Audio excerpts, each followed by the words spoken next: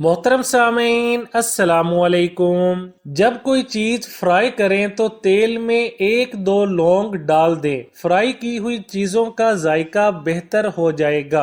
अदरक लहसुन के पेस्ट में थोड़ा सा सरसों का तेल डाल दें। जायका हफ्तों तक खराब नहीं होता। फ्रिज में कोयला या बेकिंग पाउडर रखें, नागवार बू नहीं आएगी।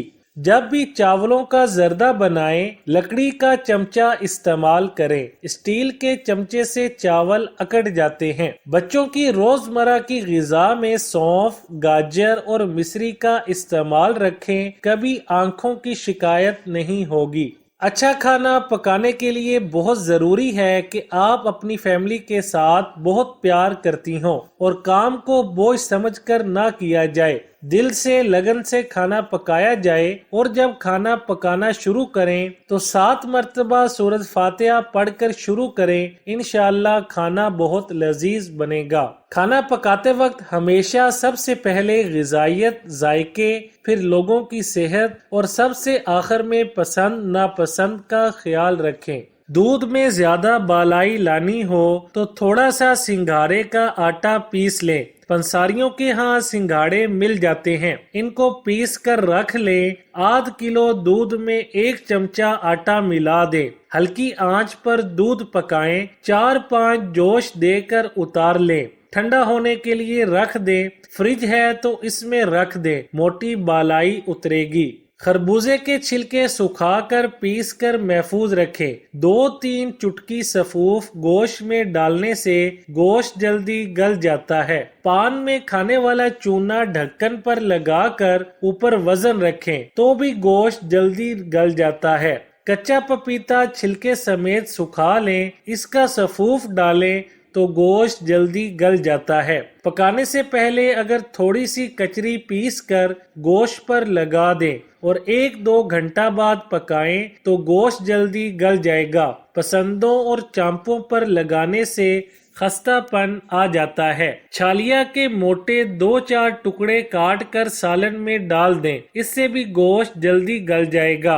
गोश्त हल्की आंच पर गलाएं, इसका मजा कुछ और ही होगा और ये जल्दी भी गलेगा। फ्रिज में से गोश्त का पैकेट निकाल कर किसी प्याले में रख दें। अब इस गोश्त को धोने की जरूरत नहीं। धोने से ग़िज़ाइयत भी जाया होगी और गोश्त भी नहीं गलेगा।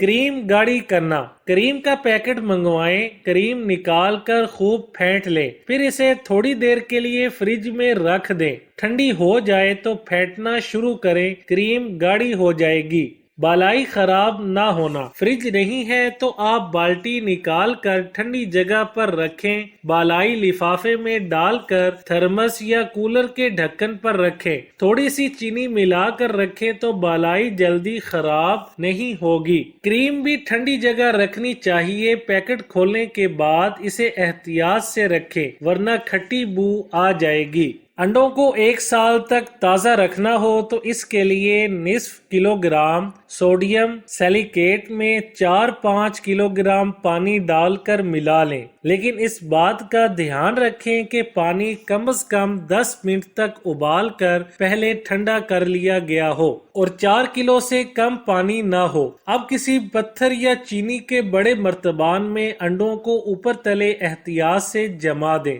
और फिर पानी डालें। तकरीबन 50 दर्जन अंडे के लिए 1 गैलन महलूल की जरूरत होती है। ये बेज़रर किस्म का महलूल है, इससे अंडों को नुकसान नहीं होता।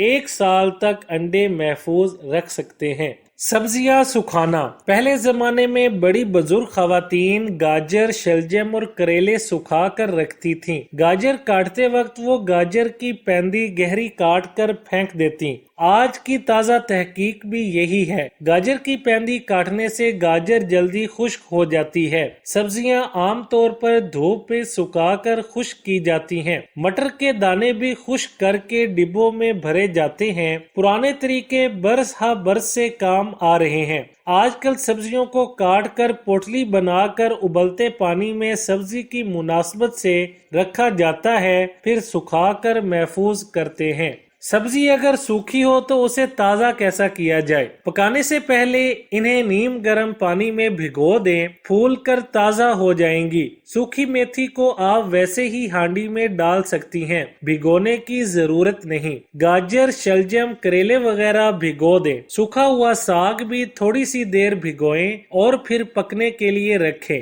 आटे को कीड़ों से बचाना। आटे का कनस्तर ढांक कर खुश्क जगह रखें, इस तरह कीड़े नहीं पड़ते।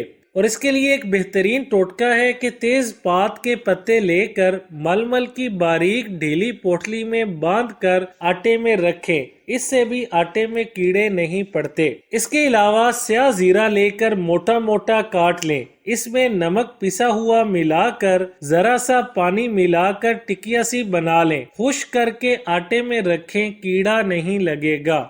आटे को खमीर ना आना। तनूर वाले आटा गूंद कर इस पर घी या मक्खन का चिकना हाथ फेर देते हैं और गीला कपड़ा निचोड़ कर आटे पर बार बार रखते हैं, इस तरह आटा खमीर नहीं होता। मिट्टी के कुंडे में आटा गूंद कर कच्ची गीली जमीन पर रखने से आटा ठीक रहता है। फ्रिज में आटा गर्मी के दिनों में 2-3 दिन से ज्यादा न रखें, इसकी रोटी सही नहीं पकेगी। बावर्ची खाना में लकड़ी की दराज साफ करना।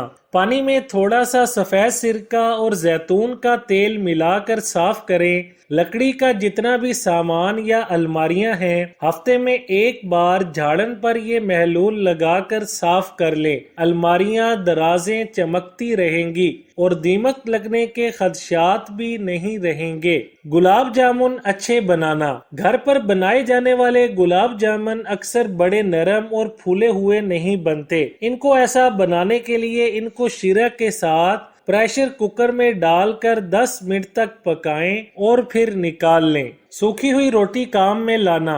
रात की बासी रोटी सूख जाए तो आप इसे पानी से भिगोकर तवे पर घी में डालकर तल लें। रोटी नरम और मजेदार हो जाएगी। दोनों तरफ से रोटी अच्छी तरह तलें, पुरियों की तरह नरम होगी। ज्यादा रोटी बची हो तो आप थोड़ा सा बेसन घोल लें, इसमें सुर्ख मिर्च, नमक, सफेद जीरा मिलाएं। बेसन ना ज्यादा पतला हो और ना ज्यादा गाढ़ा। अब इसमें आप रोटी भिगोकर गरम घी में तलें। हाथ से भी आप रोटी पर बेसन का आमेजा लगा सकती हैं। किसी प्लेट में बेसन का आमेजा रखें, इस पर रोटी रखकर ऊपर से हाथ के साथ बेसन लगाएं। सीधे तवे पर सुर्ख रोटी तल लें। बची हुई रोटियां मजे के साथ शौक से खा लेंगे।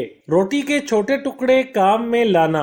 रोटी के छोटे टुकड़े जो बच जाते हैं, इन्हें तेज धूप में सुखा लें। हावन दस्ता में कूट लें। मोटा मोटा कूटना है। फिर इनको कढ़ाई में थोड़ा सा घी डालकर भून लें। चने की दाल मसाला डालकर पकाएं। जब आध गली हो जाए तो ये टुकड़े डालकर पकाएं। हरी मिर्च, अदरक, हरा धनिया डालें। गरम मसाला छिड़क दें और एक प्याज काट कर घी में सुर्ख करके पघार दें। चने की दाल और टुकड़े चमचा से खाएं, बहुत मजेदार होंगे। वीडियो अच्छी लगे तो लाइक, शेयर और चैनल को सब्सक्राइब करने के साथ कमेंट बॉक्स में अपनी राय का इजहार करना ना भूलें।